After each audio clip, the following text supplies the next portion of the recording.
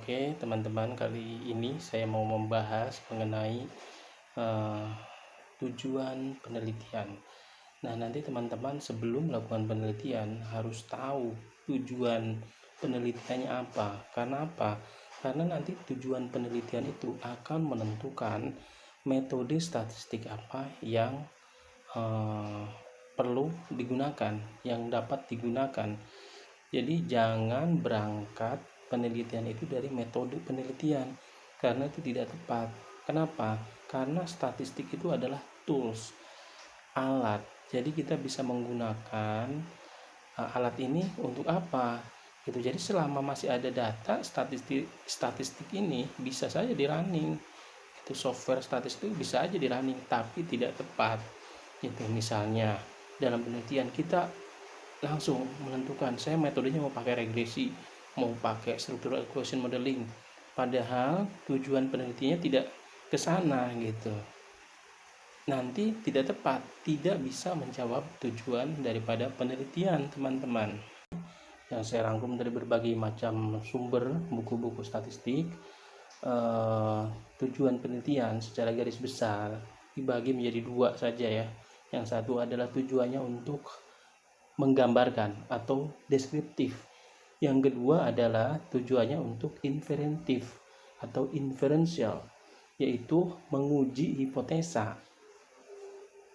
Dalam penelitian deskriptif, kita hanya mengungkapkan atau menyajikan fenomena yang ada berdasarkan ukuran-ukuran statistik. Misalnya, sekarang lagi musim COVID ya, kita ingin menggambarkan bagaimana angka COVID di Provinsi DKI Jakarta. Nah, yang dapat kita lakukan untuk statistik deskriptif ini adalah melalui ukuran-ukuran statistik, misalnya mean, median, modus, standar deviasi, skewness, kurtosis. Nah, itu ukuran-ukuran statistik deskriptif. Misalnya mean-nya berapa? Nah, rata-rata harian misalnya angka yang tertular di DKI Jakarta adalah rata-ratanya misalnya dalam satu bulan, rata-rata harian yang tertular COVID di DKI Jakarta misalnya 1000 gitu kan dalam waktu satu bulan ini. Jadi artinya kita melakukan data pengumpulan satu bulan, kemudian kita menjumlahkan dan membaginya begitu, lalu menyajikan dalam bentuk mean, median, modus, nanti standar deviasi gitu kan. Standar deviasi itu berupa penyimpangan daripada data yang ada gitu kan, dari nilai mean tersebut begitu. Selanjutnya dalam statistik deskriptif kita tampilkan misalnya dalam bentuk tabel, dalam bentuk grafik apa gitu kan. Tapi yang perlu dicatat bahwa dalam statistik deskriptif ini kita tidak menarik kesimpulan dalam bentuk generalisasi. Nah, generalisasi itu dilakukan dalam statistik inferentif atau inferential. Di situ ada pengujian hipotesa, sedangkan di analisa deskriptif tidak ada pengujian hipotesa. Nah, tujuan penelitian inferential atau inferentif tujuannya adalah menguji hipotesa, menguji data kita atau sampel yang kita ambil dengan populasi yang ada. Sebagai contoh, kita menguji hubungan antara variabel X dengan Y, atau pengaruh X terhadap pengaruh Y, atau bisa juga membandingkan antara variabel X dengan variabel Y. Nah, jadi dalam penelitian inferensial, tujuan penelitian saya sederhanakan menjadi 3 tujuan, yaitu yang pertama adalah menguji hubungan atau korelasi, yang kedua adalah menguji kausalitas atau pengaruh, yang ketiga adalah menguji perbandingan.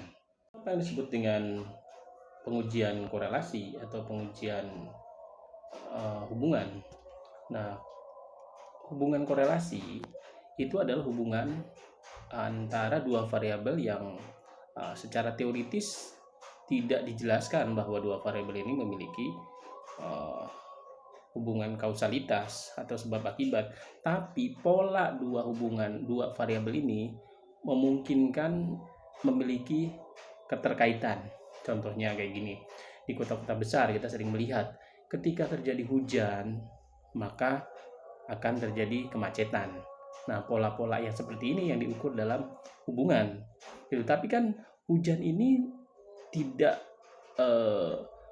secara teoritis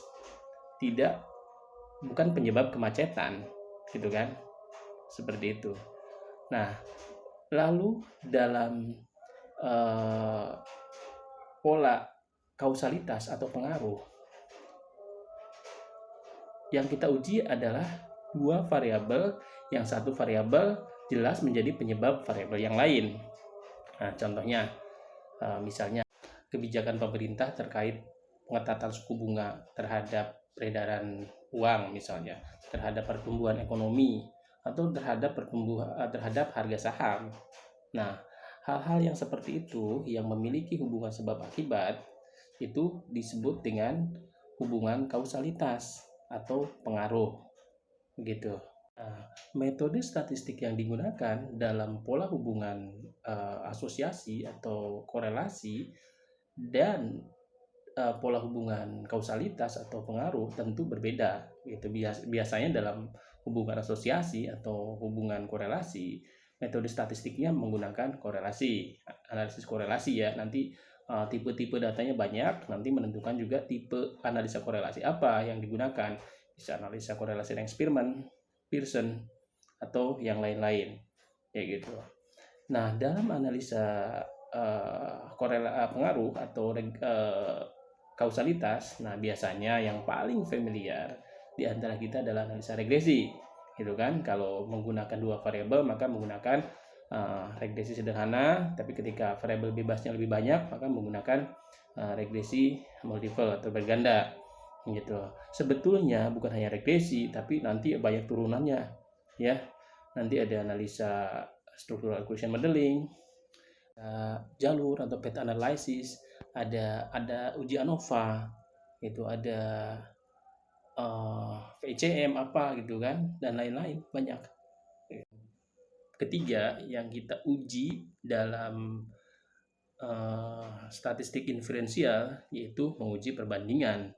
Kita misalnya mau membandingkan rata-rata kenaikan masyarakat yang tertular COVID di Provinsi DKI Jakarta dengan Jawa Barat, atau di kota-kota di Indonesia, gitu kan.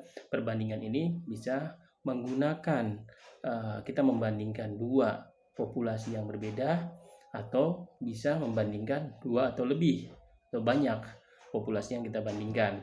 Nah, biasanya kalau dalam perbandingan dua populasi yang kita bandingkan, metode statistik yang kita gunakan adalah menggunakan uji T. Jika yang kita bandingkannya banyak, misalnya beberapa kota kita bandingkan tingkat COVID-nya bagaimana, biasanya kita gunakan adalah uji ANOVA. Nah, selain itu juga nanti saya akan bahas di bab-bab selanjutnya apa metode-metode analisa statistik yang tepat, karena bukan hanya dari jumlah yang kita bandingkan, tapi tipe data juga gitu, dan pola distribusi datanya seperti apa, itu juga menentukan metode analisis apa yang tepat yang digunakan. Dan saya mengenai perbedaan antara statistik deskriptif dan statistik inferensial. Jadi dalam tujuan penelitian yang perlu diingat adalah satu, bedakan mana statistik deskriptif, mana statistik inferensial, apa tujuan penelitian Anda. Lalu dalam penelitian inferensial tadi saya sebutkan poinnya ada 3. Satu, tujuannya yaitu untuk menguji hipotesa hubungan atau korelasi. Yang kedua, menguji hipotesa kausalitas atau pengaruh. Yang ketiga, untuk menguji perbandingan. Itu poinnya. Demikian, sampai jumpa lagi.